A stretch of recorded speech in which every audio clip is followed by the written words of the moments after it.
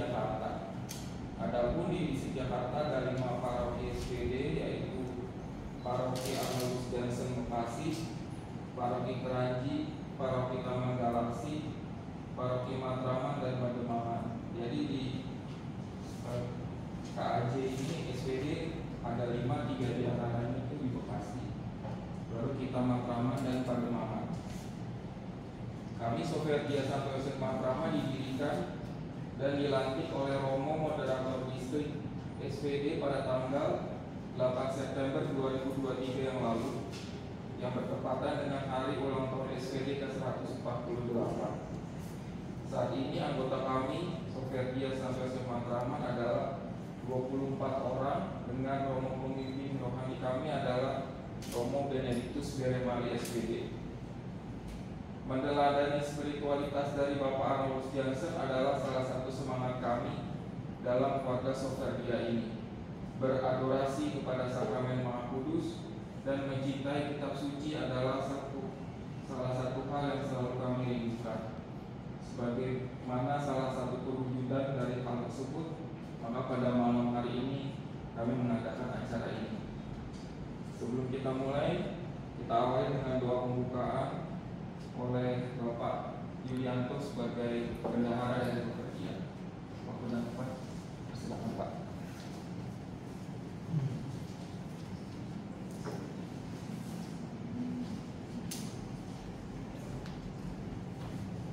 Mari kita berdoa. Beberapa kita dapat kudus. Ya Allah, Tuhan Maha Kudus, apa kita dalam kudus. Terima kasih Tuhan karena Engkau telah mempersatukan kami untuk berkumpul dalam acara pendalaman spiritualitas pelayanan dan adorasi pada malam hari ini. Berkatilah juga romo-romo kami yang membimbing kami, terutama Romo Bene, berkatilah juga keluarga kami masing-masing. Aku menyembah Dikau Tuhan dan kita yang tersembunyi dalam sakramen Maha Kudus yang senantiasa menguatkan kami. Semoga pertemuan pendalaman spiritual malam ini dan adorasi ini dapat kami lakukan dengan sebaik-baiknya dan dapat menguatkan iman dan kami akan Engkau yang Maha Kasih dan Maha Baik bagi itu. Kami juga berdoa untuk Romo Yonas SPD yang ulang tahun. Semoga Romo senantiasa diberikan kekuatan, umur panjang, sehat, dan dapat melayani kami umatnya. Tuhan bimbinglah kami selalu agar dapat melaksanakan segala kehendak. Demi Kristus Tuhan dan pengantara kami. Amin. Terima kasih Pak Yulianto. Sebelum kita mulai acara pendalaman spiritualitas malam hari ini, saya akan perkenalkan narasumber kita.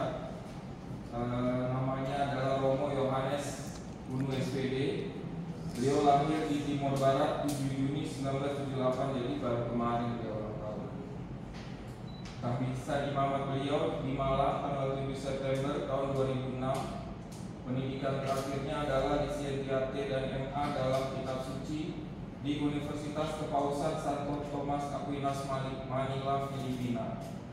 Tugas-tugas beliau itu adalah: 1. Ketua Komisi Kitab Suci SPD Provinsi Jawa, Ketua Koordinator Kitab Suci SPD Indonesia dan Timor Leste, Ketua Komisi Kitab Suci Kuskupan Pangkal Pinang, Delegatus Kitab Suci Kuskupan Pangkal Pinang untuk LBI, dan anggota LBI.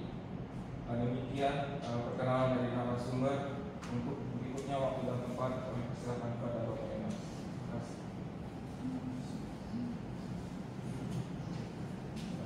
Romo Bene, Bapak Ibu, saudara-saudari, selamat malam. Sehat-sehat.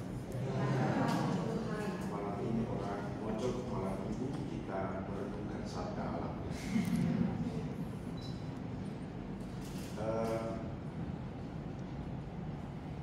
Tadi sudah diperkenalkannya, sudah cukup. Saya tidak pegang paroki, saya di sini. Mana kemarin?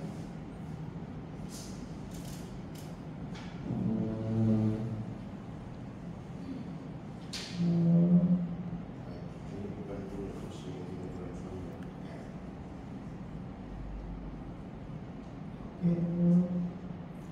Baik, saya tugasnya di sini ya, jadi tidak pegang paroki, ngurus kitab suci saja.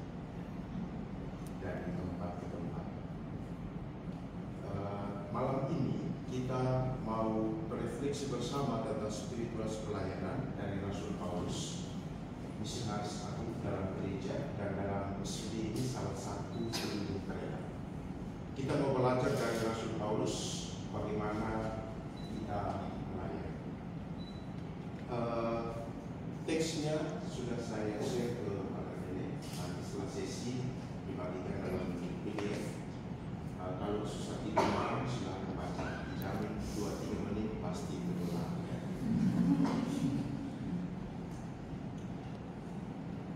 Tema kita itu saya ambil satu ayat dari teks, yaitu dengan segala kerendahan hati aku melayani Tuhan, dari Paulus.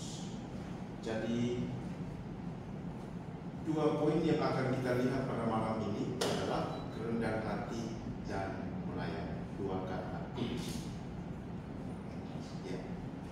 Saya tidak akan banyak memberikan penjelasan. Saya baca apa yang sudah saya siapkan karena waktunya pendek. Setelah ini langsung dijemput ke galaksi oleh panitia. Besok itu ada seminar besar tentang memahami dasar Alkitab dari Praelis dari A sampai Z. Itu 5 jam. Baik, teksnya dari ini Alkitab terjemahan baru 2 yang lama boleh simpan sebagai kenang-kenangan. Mari beli yang baru sebagai anggota tim pakar NPI dari tempat ke tempat. Ya, ini yang baru. Oke, ada logonya. Nanti saya share juga apa arti logonya. NPI dan DKP yang lama simpan sebagai kenang-kenangan. Oke, boleh pakai yang baru. Teks lengkapnya ini, karena tadi dikatakan mencintai kitab suci itu salah satu misi, maka baik mari kita bersama-sama ya. Kita baca bersama-sama tema kita di tengah. Baik, mari kita baca bersama-sama. 1, 2 ya. Dan menitus Paulus mengirim pesan kepada Yesus untuk meminta para penagih jemaat datang ke Filippus. Sesudah mereka datang, berkatalah dia kepada mereka, kamu tahu bagaimana aku hidup senantiasa di antara kamu sejak hari pertama aku tiba di Asia ini. Dengan segala kerendahan hati aku melayani Tuhan. Dalam pelayanan ini aku banyak mencucurkan air mata dan banyak mengalami pencobaan dari pihak orang Yahudi yang bersekongkol membunuh aku. Sungguh demikian, aku tidak pernah lalai melakukan apa yang berguna bagi kamu.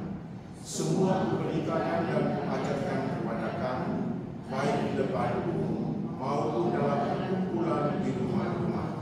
Aku senantiasa bersaksi kepada orang-orang Yahudi dan orang-orang Yunani, supaya mereka tobat kepada Allah dan percaya kepada Tuhan kita Yesus. Sekarang sebagai tawanan, aku pergi ke Yerusalem dan aku tidak tahu apa yang akan terjadi atas diri di situ, selain yang dinyatakan Roh Kudus dari kota ke kota kepadaku, bahwa penjara dan sengsara menunggu aku. Tetapi aku tidak menghiraukan nyawaku sedikit pun, asalkan aku dapat mencapai garis akhir dan menyelesaikan pelayanan yang diterima oleh Tuhan Yesus padaku untuk bersaksi tentang Injil anugerah Allah. Sekarang aku tahu bahwa kamu tidak akan melihat mukaku lagi. Kamu sekalian yang telah dikunjungi untuk memberitakan kerajaan Allah. Sebab itu pada hari ini aku bersaksi kepadamu bahwa aku bersih dari darah siapapun juga. Sebab aku tidak lalai memberitakan maksud Allah kepadamu. Jagalah dirimu dan jagalah seluruh kawanan, karena kamulah yang ditetapkan Roh Kudus menjadi pengawas untuk menggambarkan firman Allah yang diperolehnya dengan darahnya sendiri. Aku tahu bahwa sesudah aku pergi, serigala-serigala yang ganas akan masuk ke tengah-tengah kamu dan tidak akan melayangkan kawanan itu. Bahkan dari antara kamu sendiri akan muncul beberapa orang yang dengan ajaran palsu berusaha menarik murid-murid supaya mengikuti mereka. Sebab itu berjaga-jagalah dan diamlah bahwa selama 3 tahun siang dan malam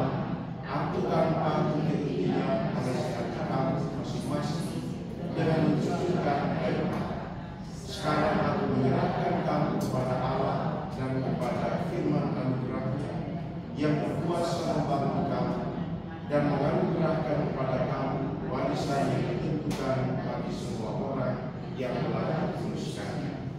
Perak atau emas atau pakaian tidak pernah aku ingini dari siapapun. Kamu sendiri tahu bahwa dengan tanganku sendiri aku telah bekerja untuk memenuhi keperluan dan keperluan kawan-kawan sekerjanya.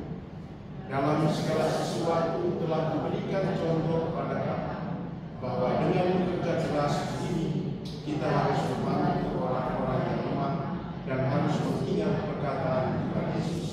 Sebab Dia sendiri telah mengatakan, lebih berbahagia memberi daripada menerima. Sesudah mengucapkan kata-kata itu, Paulus berlutut dan berdoa bersama mereka semua. Menangislah mereka semua terseduh-seduh, dan sambil meluk Paulus, mereka berulang-ulang mencium dia. Mereka sangat berduka cita, terlebih karena dia mengatakan bahwa mereka tidak akan melihat mukanya lagi. Kemudian mereka mengatakan dia. Ini kalau pastor dia bagus, kalau tidak modelnya seperti itu. Tapi kalau tidak bagus, disyukuri.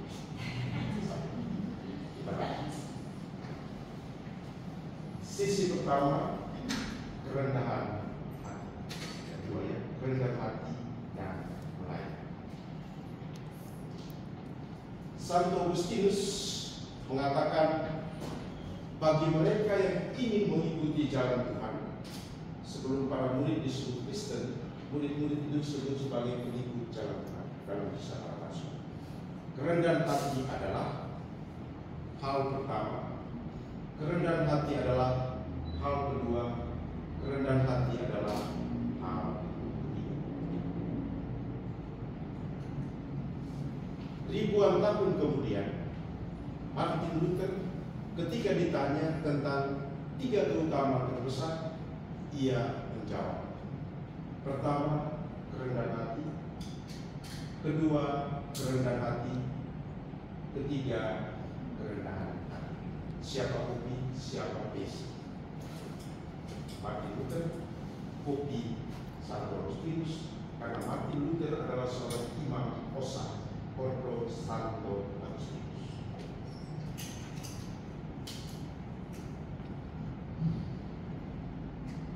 Paulus katakan dalam teks tadi, dengan segala kerendahan hati aku melayani Tuhan. Pertanyaannya, dari mana awal kerendahan hati Rasul Paulus? Awal kerendahan hati Rasul Paulus adalah perjumpaannya dengan Kristus yang bangkit, dan perjumpaan itu membuahkan pertobatan. Jadi buah dari orang yang selalu berjumpa dengan Tuhan, baik dalam Ekaristi, bangsa kita suci, adorasi adalah bertobat. Kalau bisa terus tapi kita telah bertobat, jadi buat berjumpa dengan Tuhan itu adalah pembaharuan diri. Nanti boleh baca bisa bertobat. Sebelum bertobat, Paulus itu mengadukan status sosial. Ini lawan dari kerendahan.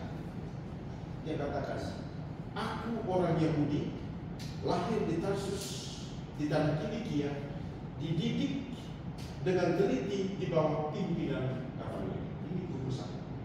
Siapa profesor? Kalau namanya tersohor, itu tidak ada. Bukan sekali-kali.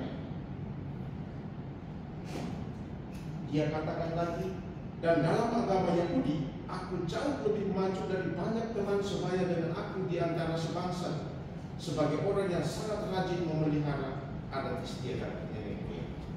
Dibanding dengan teman-teman dan lawan.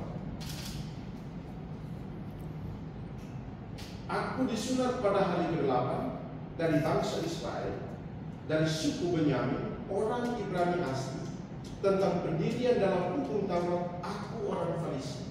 Tentang kebenaran dalam nabi hukum Taurat, aku tidak percaya. Kenapa suku Benyamin? Ada 12 suku Israel, 10-nya hilang, hanya 2 yang kembali ke Israel, yaitu Yehuda dan Benyamin. Mengatakan nenek moyangku yang kembali, kamu nah. Aku orang Farisi, Kenapa harus Farisi? Ini golongan elit dalam agama ini yang tahu banyak hal tentang kitab suci dan lain-lain. Apa itu?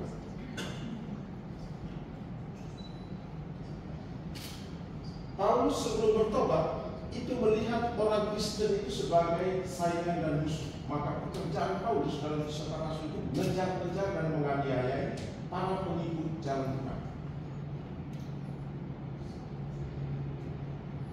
Kita lihat, sementara itu berkobar-kobar hati Saulus untuk mengancam dan membunuh murid-murid Tuhan.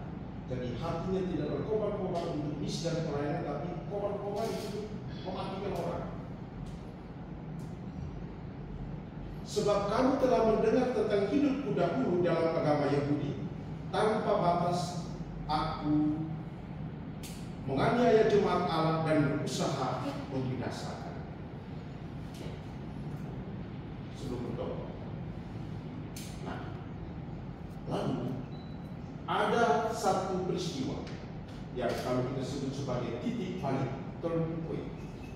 Saulus itu dirubah oleh Tuhan. Ya. Yaitu apa? Berjumpa dengan Kristus yang baru di Damaskus. Ada cahaya, ada suara, tetapi saya fokus pada Tuhan. Ya. Saat itu Paulus jatuh dari apa? Dari kuda ya. Padahal di teks tidak dari kuda, tapi dia hanya rebah ke tanah. Coba baca lagi. Jadi dua, satu rebah ke tanah. Entah itu jatuh dari kuda atau terangkut baru jatuh, pokoknya dikatakan dia rebah ke tanah. Yang kedua itu dia buta selama 3 hari. Nah, dua ini yang kita mau cari. Rebah ke tanah. Istilah kita sekarang ciukan. Coba ciukan sekali biar lebih turun sedikit. Rebah ke tanah itu saya merefleksikannya sebagai runtuhnya kemegahan diri atas status sosial tadi. Rata dulu dengan sesekali dia lebih. Rebah ke tanah adalah cara Tuhan mendidik Paulus agar ia lebih rendah hati di hadapannya dan di hadapan orang lain. Rebah ke tanah itu bukan hukuman, melainkan bukti kasih Tuhan yang masih memberi kesempatan bagi Paulus untuk membaharui diri dan terus melayani diri. Seandainya Allah menjadikan peristiwa ini sebagai hukuman, pasti Paulus sudah dimatikan, diberi pelajaran.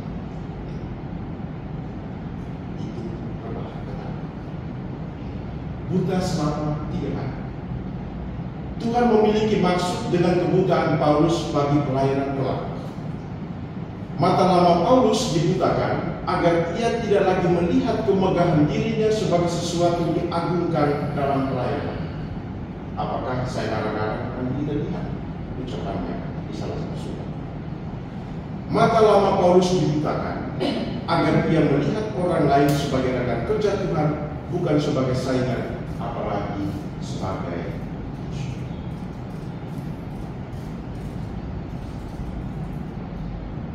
Buah perjumpaan Paulus dengan Tuhan adalah pertobatan. Paulus tidak lagi memegahkan dirinya dengan semua status sosial yang dulu dia miliki dalam pelayanan. Ya, maka dia katakan dalam surat kepada jemaat Filipi, apa yang dahulu yang tadi itu merupakan keuntungan bagiku atau kebanggaan bagiku, sekarang kuanggap kerugian karena sudah bertemu dengan Kristus.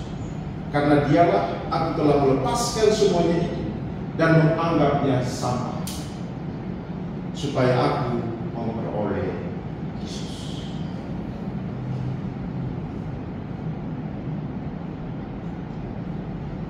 Paulus melihat orang lain dengan mata baru.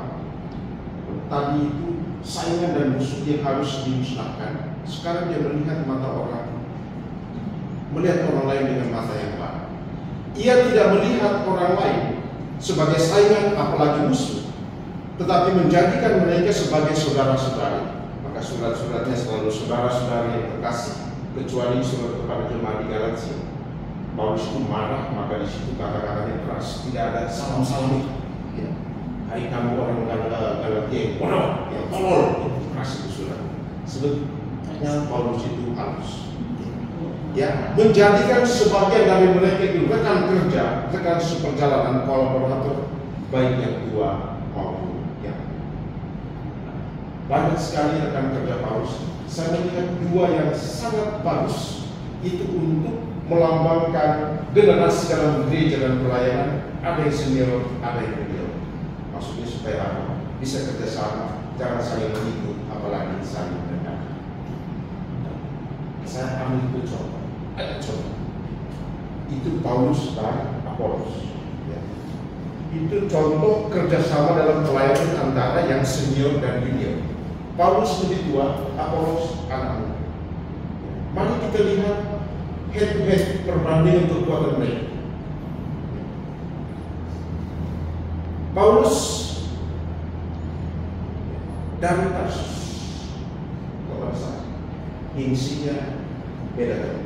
Dari mana? Jakarta. Dari mana kamu? Satu kampung yang tidak ada tempat susu banyak.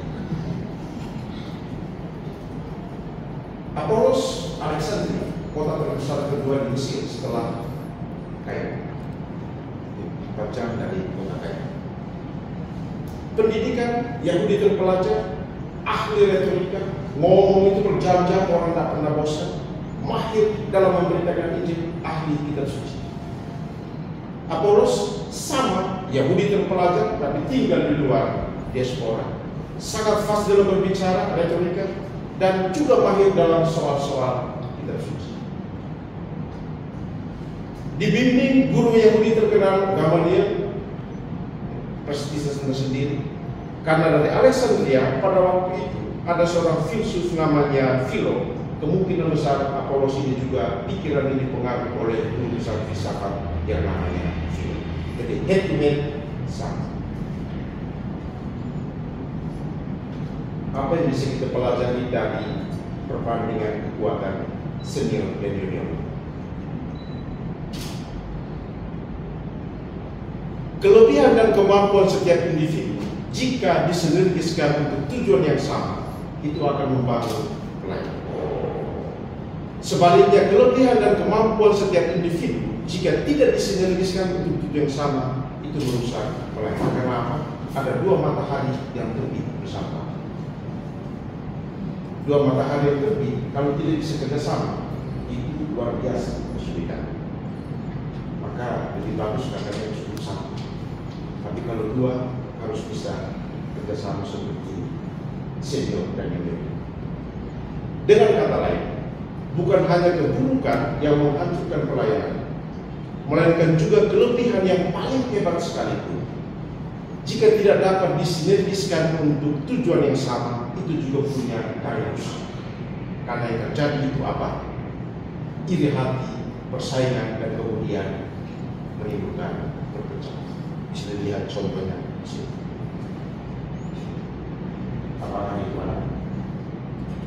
Sebagai imam, 18 tahun imam, dengan rendah hati katakan, ada juga di antara kami.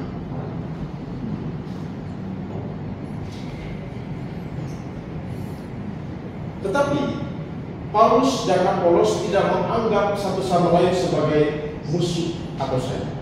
Mereka malah katakan, kami adalah kawan sekerja, rekan sekerja. Rekan sekerja itu dari kata ini ya. Kenapa saya sengaja keluarkan dari gudang kata Yunani, sunergos, artinya kawan sekerja. Dari dua kata, sun berarti bersama dan ergo artinya pekerjaan. Apa artinya? Karena pekerjaan ini, pelayanan, kita dua itu jadi teman. Sesungguhnya dari sisi yang kita dua tidak teman, tapi karena pekerjaan itu melayani, maka kita jadi rekan. Dari kata inilah muncul kata sinergis dan kata sunergos.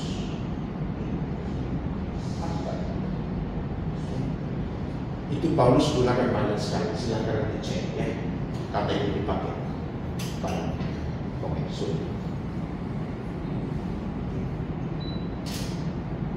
silakan cek. Nanti kalau mau beri pembekalan tentang kolaborasi dan pelayanan paroki, boleh ambil salah satu ayat. Lalu siapa yang menjadi pusat pelayanan mereka? Ini perlu kita miliki. Apakah engkau, apakah saya? Pusatnya adalah Allah dan pelayanan. Maka dia katakan, kami, saya dan Apolos, adalah kawan sekerja untuk Allah. Mari kita lihat, supaya kita tidak keliru siapa yang kita abdi dan kita layani. Di paroki, di lingkungan, dan di mana saja. Paulus katakan, aku yang menanam. Tapi kemudian dia katakan, yang penting bukan yang menanam. Datang anak muda ini, Apolos yang menyiram. Tapi kemudian Paulus katakan, yang penting bukanlah yang menyiram. Itu siapa yang paling penting? Yang kita katakan, lihat ya, A1, B, B1. Itu siapa yang paling penting? Yang paling penting adalah yang tidak. Yang penting adalah Allah yang memilih. Entah Pater Penes sekarang di sini, dia ini menjalankan begitu. Tapi nanti ada generasi yang datang, ya, tetapi sama-sama mengabdi Allah. Dengan kata lain, jangan menjadi tuan atau raja dalam pelayanan.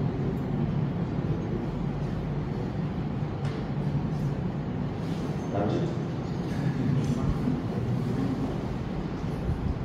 Kalau waktunya panjang, 3 jam, saya bisa kasih contoh. Mengapa kolaborasi itu penting? Karena tidak ada seorang pelayan pun yang tidak diberi karunia sama sekali oleh Tuhan. Jadi kalau orang katakan saya tidak punya karunia, omong kosong. Tapi juga tidak ada seorang pun yang memiliki semua karunia, tidak ada. Terus yang ada itu apa? Yang ada adalah setiap orang diberi karunia secara istimewa oleh Tuhan untuk membangun pelayanan. Maka perlu satukan semua itu untuk tujuan yang sama. Maka harus rendah hati untuk melihat karunia yang ada pada diri orang. Harus rendah hati juga untuk mengakui bahwa karunia itu tidak di sini. Karena setiap orang diberi karunia secara istimewa oleh Tuhan, bekerja dengan cara yang berbeda-beda untuk tujuan yang sama. Kita masuk ke refleksi dari teks ini. Teks ada refleksi. Pentingnya kerendahan hati. Yang pertama, kerendahan hati itu memampukan kita untuk mengosongkan diri bagi Tuhan. Kita akan selalu sadar bahwa gereja dan karya pelayanan adalah milik Tuhan, yaitu yang diterima oleh Tuhan Yesus kepada. Jadi ingat, pelayanan dan gereja itu bukan milik kita, tetapi milik Tuhan. Kita terima. Kita hanyalah hamba-hamba yang dipercaya untuk menjadi pengelola yang baik, untuk melayani Tuhan dengan karunia-karunia yang kita miliki. Ini hanya mungkin kalau orang itu bahwa yang dilakukan sekarang ini, jabatan apapun itu saya itu hanya hamba yang dipercaya untuk melayani. Orang yang mengosongkan diri memiliki ruang dalam hidup untuk orang-orang yang dilayani. Seperti aqua yang ada ruang kosong, jadi ada orang lain di dalam.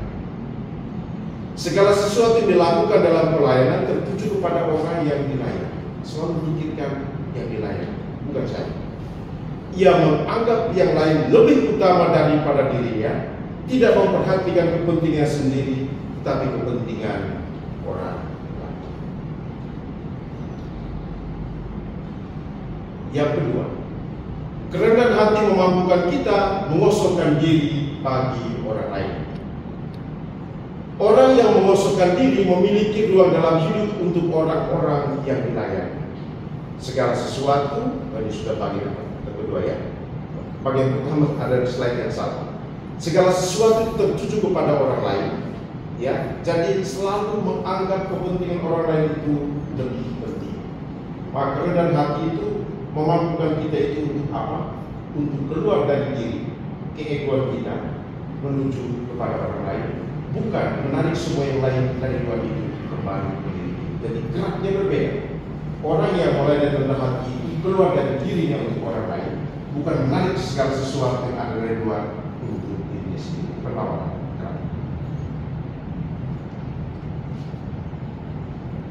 Pengosongan diri bagi orang lain itu menyediakan ruang bagi pendapat-pendapat yang berbeda, evaluasi, bahkan kritik. Maka salah satu tanda kita menilai apakah orang itu cukup rendah dan tidak tadi.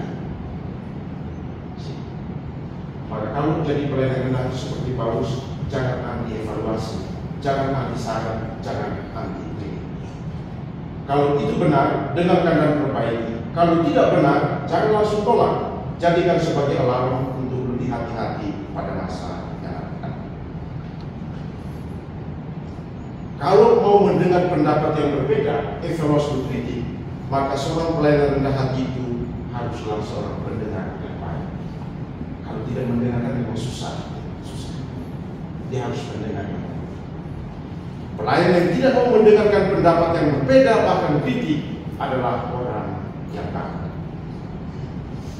Maka kita tidak boleh menjadi anti kritik dalam gereja, termasuk mengkritik kami pada tentu dengan cara yang baik yang diajarkan oleh Tuhan.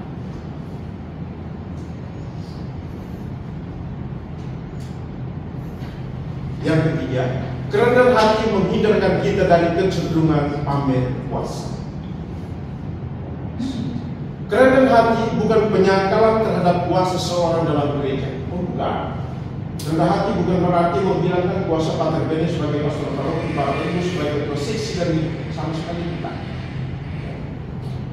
Kuasa itu tetap ada, tapi jangan lupa kuasa itu untuk melayani. Pelayan yang terlalu mengagungkan kuasa dalam gereja itu sulit menjadi pelayan yang rendah. Maka kata saya, hindarkan kata pokoknya. Kalau sudah pokoknya sulit, ya, tidak ada ruang untuk diskusi, negosiasi, dan hindari kata pokoknya. Sudah pokoknya selesai. Pokoknya saya masuk program. Pokoknya saya masuk program. Saya buat ada program. Pokoknya itu jangan ada dalam kamu seorang pelayan. Kenapa? Ya, kenapa status itu tidak boleh diagungkan berlebihan dalam pelayanan? Ya, karena orang yang mengagungkan statusnya berlebihan itu lebih mencari pengakuan dan penghormatan daripada pengorbanan, lebih mencari kebesaran diri melalui kuasa daripada melalui pelayanan, lebih ingin menjadi tuan pembesar daripada menjadi seorang hamba dan pelayan. Orang seperti ini membahayakan gereja dan pelayanan karena ia menjadikan dirinya sebagai tuan dan pembesar. Bukan kata saya, kata Tuhan Yesus. Perhatikan kata-kata yang saya kasih waktu. Ya. Mari kita baca sama-sama ya. Satu ya. Kamu tahu bahwa mereka yang dianggap sebagai pemerintah bangsa-bangsa bertindak sebagai tuan atas rakyatnya, dan para pembesarnya bertindak sewenang-wenang atas mereka. Tidaklah demikian di antara kamu. Siapa yang ingin menjadi besar di antara kamu, hendaklah ia menjadi rakyat. Coba perhatikan kata-katanya. Kalau orang dalam pelayanan bertindak sebagai tuan, sifatnya apa? Suka berintah-perintah. Kalau yang seperti bos, gaya bosi, sifatnya apa? Sesukanya. Ini sewenang-wenang. Bukan kata saya loh ya. Tapi kalau orang mau menjadi besar, ya, itu harus apa? Jadi pelayan. Jadi polanya Markus adalah ini. Tuan suka merintah, bosnya sesukanya bos. Kalau mau besar, pelayan. Ini bisa dikembangkan untuk 2 sesi pemekaran. Kuasa dan jabatan akan berlalu. Pasti ya. Jadi Pater Bene ya, tidak usah ya. Baik-baiklah. Ya, kuasa sebagai pastor paroki akan berlalu. Sebagai ketua komisi juga akan berlalu. Semua itu jabatan banyak-banyak itu diperlukan, tapi akan berlalu. Tapi ingat, gereja, pelayanan dan persahabatan di antara kita itu harus akan tetap ada. Besok entah kamu betul atau tidak, gereja akan tetap ada, pelayanan tetap ada. Kita juga harus selalu bersahabat. Jangan sampai nanti tidak menjabat apa-apa lagi kemudian dimusuhi banyak orang karena terlalu arogan dengan kuasa. Hari ini kita bisa menjadi somebody, besok bisa siapa-siapa. Hari ini kita bisa powerful, tangan-tangan yang dibutuhkan, dikejar-kejar, besok powerless dan begitu. Jadi kebesaran kita sebagai murid Tuhan itu tidak terletak pada kuasa dan jabatan dalam gereja, tetapi pada pelayan. Yesus bilang, barang siapa ingin menjadi besar di antara kamu, hendaklah ia menjadi pelayanmu. Ini, kalau mau besar, layani. Kalau mau terkemuka, jadilah. Besok kita semua disuruh makan ya. Tapi gereja Matraman tetap ada, pelayanan tetap ada, kita juga harus tetap bersuara. Maka jangan panik kuasa kata.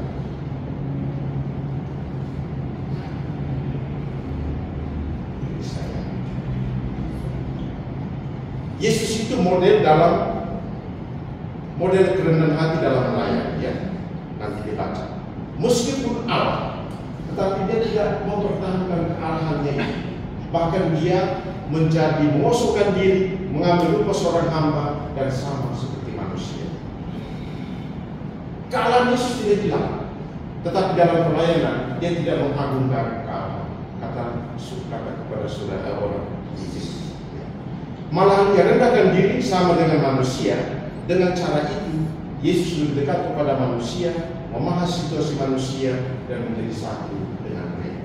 Seandainya Yesus itu mengagungkan kuasa, pasti anak-anak kecil tidak bisa dekat, perempuan-perempuan berdosa tidak bisa berdekat, pemungut juga tidak bisa dekat, orang-orang tidak bisa dekat. Karena apa? Ketika mendekat, dia bilang, jauh-jauh, saya ini anak-anak.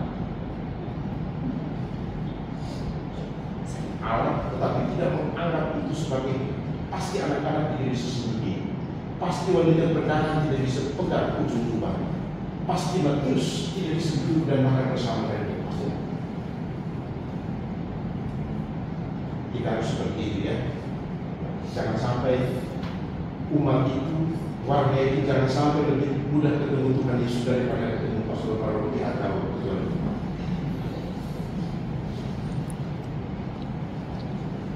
Semakin kita mengagungkan kuasa, kita semakin menjadi orang asing bagi orang yang kita layani.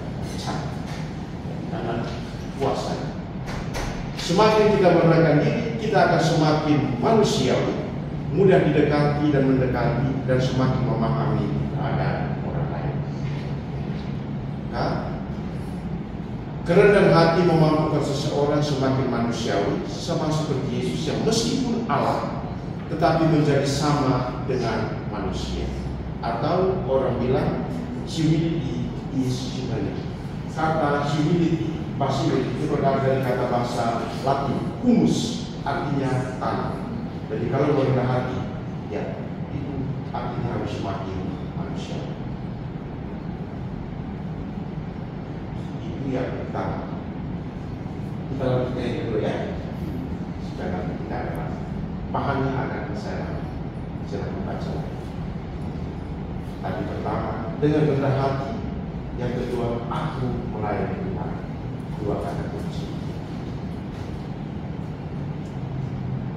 Santa Catarina Siena ya, mengatakan bagi pelayan Tuhan setiap tempat adalah tempat yang tepat dan setiap waktu adalah waktu yang tepat. Maksudnya bagi orang yang memiliki semangat pelayanan, kapan dan dimanapun itu adalah tempat dan waktu pelayanan. Dari teks ini saya mengajak Bapak Ibu untuk melihat kita harus memiliki kualitas pelayanan seperti Paulus. Dari teks panjang yang kita bacakan ada beberapa poin lagi, tapi saya mengangkat hanya beberapa karena keterbatasan waktu. Satu, sabar memberi. Jadi kalau mau menjadi pelayan di gereja, kita harus sabar memberi. Imamnya itu sabar. Paulus bilang apa? Dengan segala kerendahan hati aku melayani Tuhan dalam pelayanan itu aku banyak mencucurkan air mata, ya, ditolak di sana, di situ, di situ. Jadi kalau mau melayani sungguh-sungguh, memang harus punya mental baca. Kalau ini berusaha, bapak sebagai direktur, kalau anak buah tidak mau, tinggal tenang, Pak, selesai. Tapi di gereja tidak bisa, malah tidak ditenang. Daripada satu paroki matraman rusak, lebih baik imamnya yang ditenang. Kadang-kadang pakai logika Kaifas, lebih baik satu orang mati untuk menyelamatkan umat. Terus tahu dari makan hati, orang merasa telinga panas diomongin.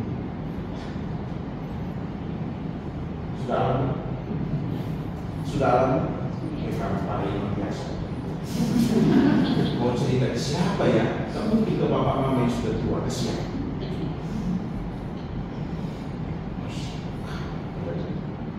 Ini juga sebenarnya juga untuk keluarga muda harus tahan.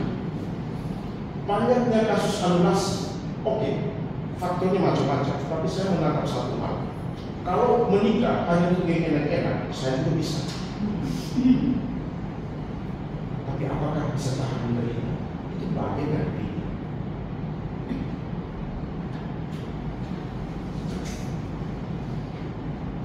Penderitaan itu bukan impian setiap orang, jelas bukan. Meskipun demikian, penderitaan tak bisa dihindarkan, termasuk dalam pelayanan. Maka pelayanan penderitaan itu satu paket lengkap, paket telur spesial.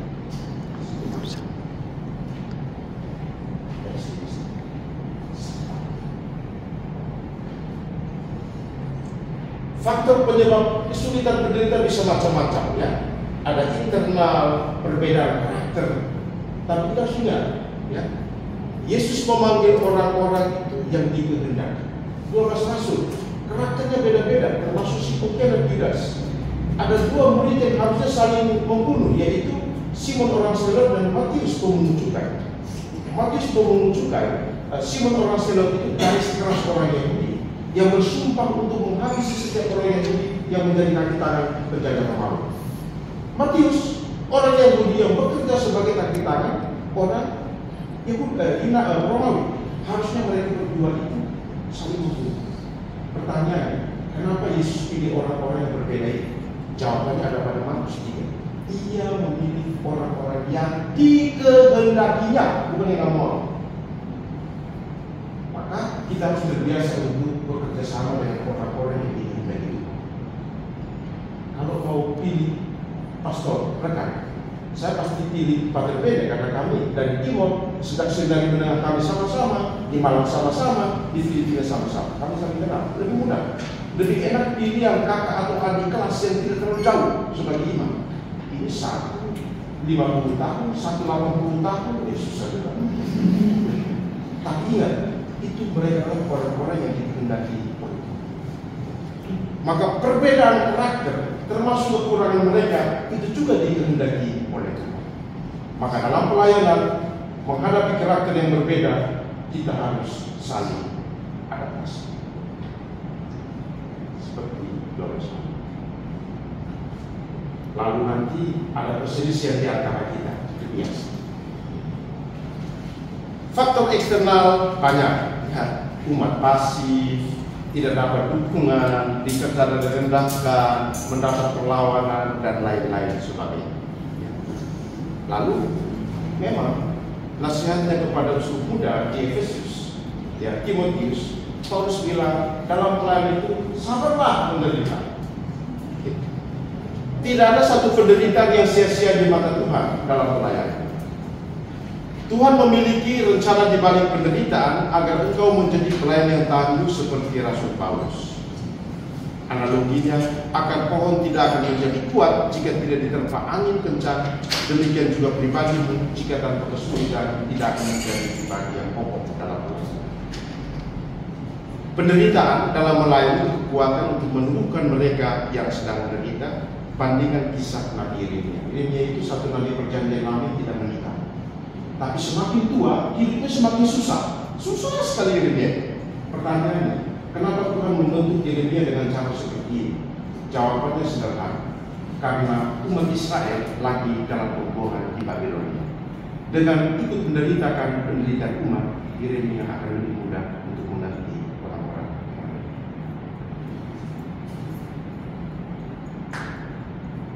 Kualitas yang kedua, Paulus bilang, aku tidak pernah lalai dalam melayani.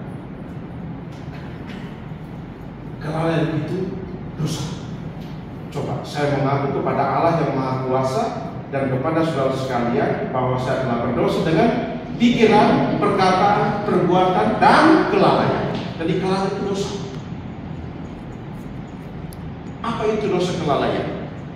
Dan Yakobus, seseorang tahu bagaimana ia harus berbuat baik, tapi kalau dia tidak melakukan, dia berbuat dosa.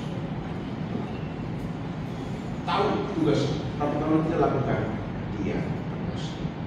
Maka kalau mau melayani, ya harus seperti ini, ya. Ikat pinggang artinya siap, ya, untuk melayani karena kelalaian itu mengorbankan banyak orang.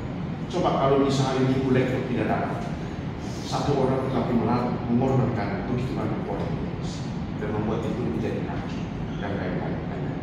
Maka pastikan kita tidak bisa tahu. Yang berikut, tidak mencari keuntungan diri sendiri. Paulus dalam teks, perak atau emas atau pakaian tidak pernah aku inginkan dari siapapun juga. Maksudnya Paulus, saya melayani itu bukan untuk mencari keuntungan apapun itu bentuknya.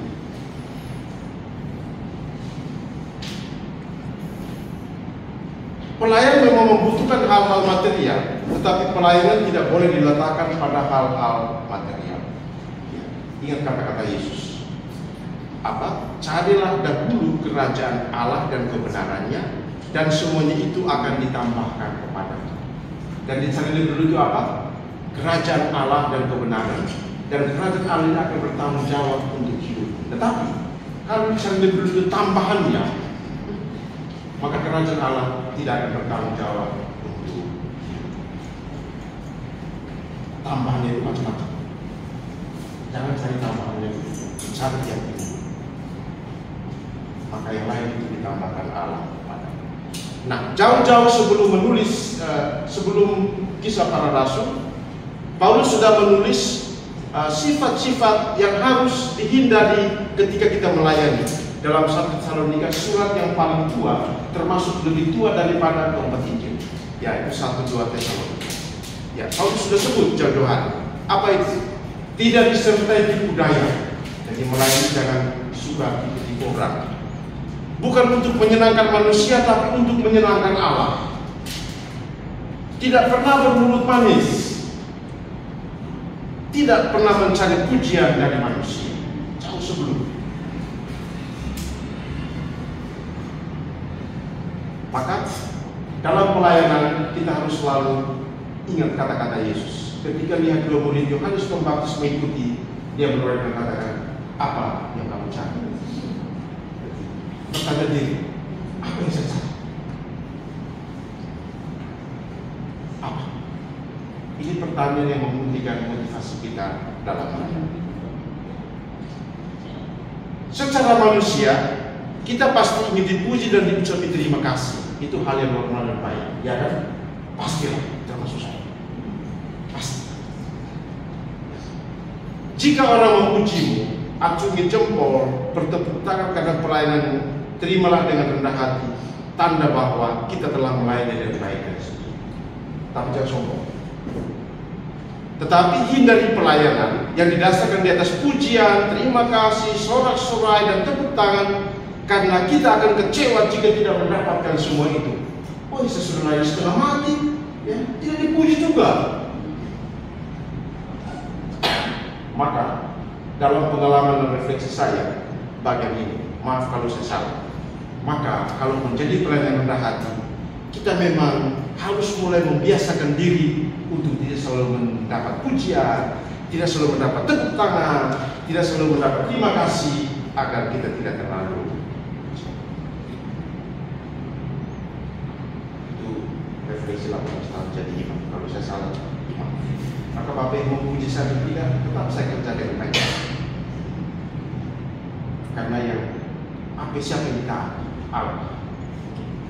Bapak dipuji pasti mau, tapi jangan kata itu, nanti kecewa.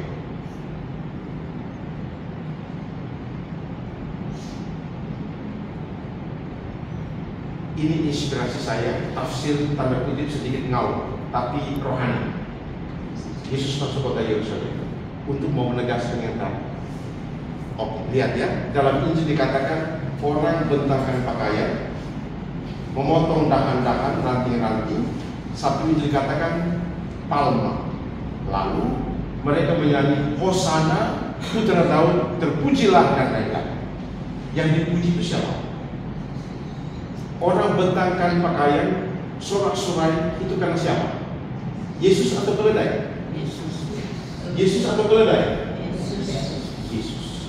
Tapi coba Bapak Ibu kembangkan imajinasi kitab suci. Sekarang Bapak Ibu itu menjadi keledai yang membawa Yesus dan ada 5 juta orang, 2,5 juta di kanan, 2,5 juta di kiri. Apa perasaan?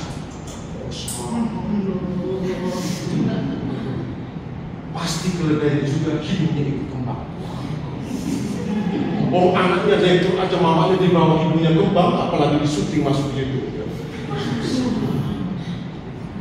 Keledai pasti hidupnya ikut kembang. Tapi coba turunkan Yesus. Orang gila siapa? Yang mau bentangkan pakaian, yang mau potong daun, lalu bernyanyi Hosana, Hosana. Ada nggak?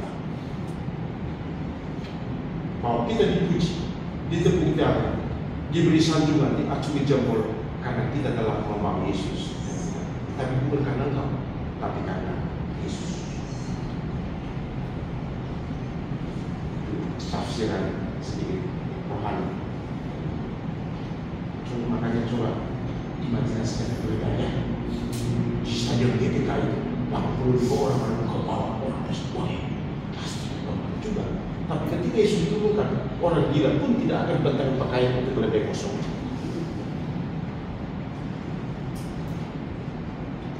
Maka yang paling baik adalah kalau rendah hati, ikuti kata-kata Yesus. Apabila kamu telah melakukan segala sesuatu yang ditugaskan kepadamu, hendaklah kamu berkata, kami adalah hamba-hamba yang tidak berguna, kami hanya melakukan apa yang harus.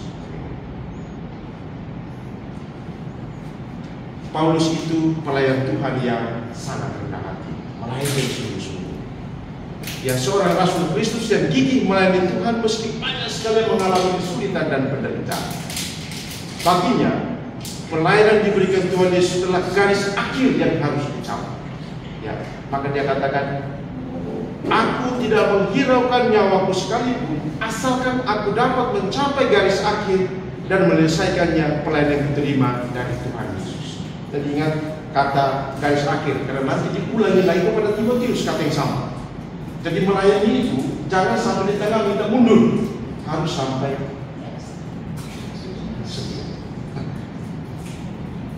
jangan mundur, Romo Beni semua mundur, ya, garis akhir sampai akhir. Rasul Paulus melihat Tuhan dan segala kerendahan hati meski mengalami penderitaan. Maka ketika waktunya hampir tiba, ketika mau meninggal, Paulus dengan begitu yakin berkata kepada penerusnya, uskup muda Timotius, orang muda itu dengan berkata, kata yang sama, aku telah mengakhiri pertandingan yang baik, aku telah mencapai garis akhir, dan aku memelihara iman. Maka tadi saya lihat, tolong perhatikan. Ketika sudah mau dia katakan, aku telah mengakhiri pertandingan dengan baik, aku telah mencapai garis akhir, dan aku memelihara. Bapak saya pesan, besok kalau dia meninggal, ayat ini ditulis di sana.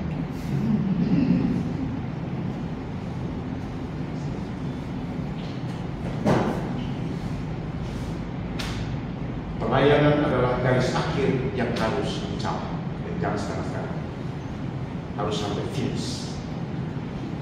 Gereja dan karya pelayanan adalah milik Tuhan.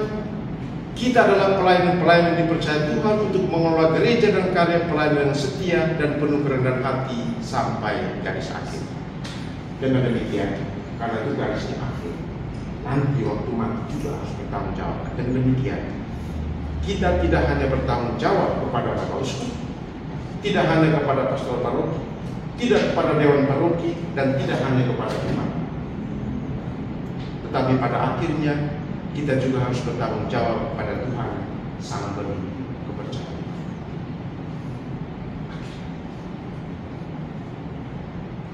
Jika kita melayani Tuhan dengan setia dan rendah hati seperti Paulus sampai garis akhir, maka ketika saat kita tiba sebagai imam awam dalam gereja, kita dan penuh keyakinan bolehlah berkata seperti Rasul Paulus, aku telah mengakhiri pertandingan yang baik, sudah bermain dengan baik, aku telah mencapai garis akhir, dan aku telah memelihara iman sebagai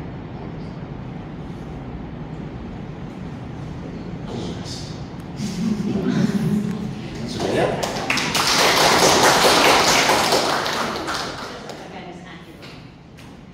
Ingat ya, kalau yang lain boleh dilupakan, tapi ingat garis. Oke? Baik, saya kembali. Terima kasih Romo Yonas.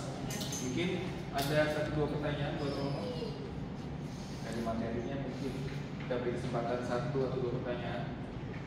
Silakan. Yang lebih merah.